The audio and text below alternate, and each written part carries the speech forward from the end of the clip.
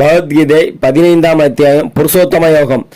தர்மனின் தம்பி கேட்க தலைவனாம் கிருஷ்ண கர்த்தன் பரமனை வேறாய் கொண்டு படைத்ததோர் மரத்தை சொன்னான். பிரம்மனே கிளைகளாக பிறந்ததும் மரமே என்றான். இருவினை அகற்றும் வேதம் இலைகளாய் முளைத்ததென்றான். ஸ்ரீ பகவான் சொல்கிறார், அர்ஜுனா, வாழ்க்கை என்ற அரச மரத்துக்கு வேர் மேலே இருக்கிறது, கிளை கீழே இருக்கிறது. அது அழிவில்லாதது. வேதங்களே அதன் இலைகள் என்று அந்த வேதங்களே கூறுகின்றன. அதனை முதலில் அறிந்தவனே வேதத்தை அறிந்தவனாவான். அந்த வாழ்க்கை மரத்தின் கிளைகள் மேலும் கீழும் பரவியுள்ளன. அவை நான் முன்பு சொன்ன 3 குணங்களால் வளர்ந்தவை. மெய், வாய், கண், மூக்கு, செவி என்னும் புலன்களை தளிராக கொண்டவை. காரியங்களை ஒட்டி ஒரே மரத்தின் வேர்கள் பல வகையாக பரவியுள்ளன. அந்த மரத்தின் உருவத்தை நீ காண முடியாது. அதற்கு ஆதியும் இல்லை, அந்தமும் இல்லை.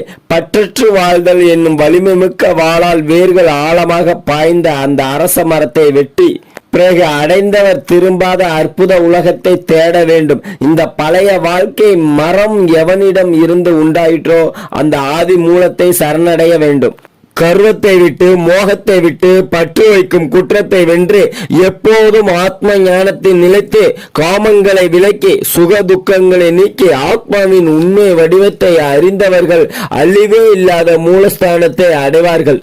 அந்த மூலஸ்தானம் சூரியனாலோ சந்திரனாலோ நெருப்பாலோ பிரகாசிப்பதென்று அடைக்கலம் புகுந்தவர் நிரந்தரமாக வாழும் அந்த இடமே என்னுடைய உயர்ந்த இடமாகும். வாழ்க்கை உலகில் அனாதியான என்னுடைய ஜீவனே உலாவிக் கொண்டிருக்கிறது.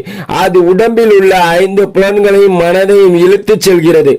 மலர்களில் இருந்து மனதை எடுத்துச் செல்லும் காற்றை போல் புலன்களுக்கு தலைமை தாங்கும் எனது ஜீவனும் அதில் உள்ள ஆத்மாவும் ஒரு உடம்பை தாம் அடையும் பொழுதும் அதை விட்டு பிரியும் பொழுதும் இந்த புலன்களையும் தம்முடன் எடுத்துச் செல்கிறார்கள். உடம்பில் உள்ள அந்த ஜீவனும் ஆத்மாவும் காது மூலம் கேட்கிறார்கள், கண் மூலம் பார்க்கிறார்கள், சதை மூலம் உணர்கிறார்கள், நாவின் மூலம் சுவைக்கிறார்கள், நாசியின் மூலம் நுகர்கிறார்கள், மனதின் மூலம் நினைக்கிறார்கள். ஆத்மா உடலில் இருப்பதையோ, உடலை விட்டு செல்வதையோ, விஷயங்களை அனுபவிப்பதையோ, குணங்களோடு கூடி இருப்பதையோ மூடர்கள் அறிய மாட்டார்கள். ஞான கண் படைத்தவர்களுக்கே அது தோற்றமளிக்கும். கர்ம யோகிகள் கடும் முயற்சியின் மூலம் தங்கள் சரீரத்தில் உள்ள ஆன்மாவை தாங்களே காண்பார்கள்.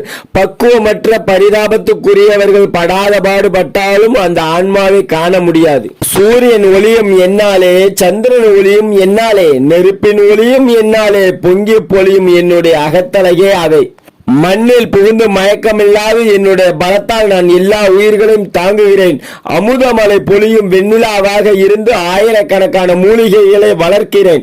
நான் நெருப்பாக இருந்து ஜீவராசிகளின் உடம்பில் அமர்ந்து உள்மூச்சு வெளிமூச்சு இவற்றின் துணை கொண்டு 4 விதமான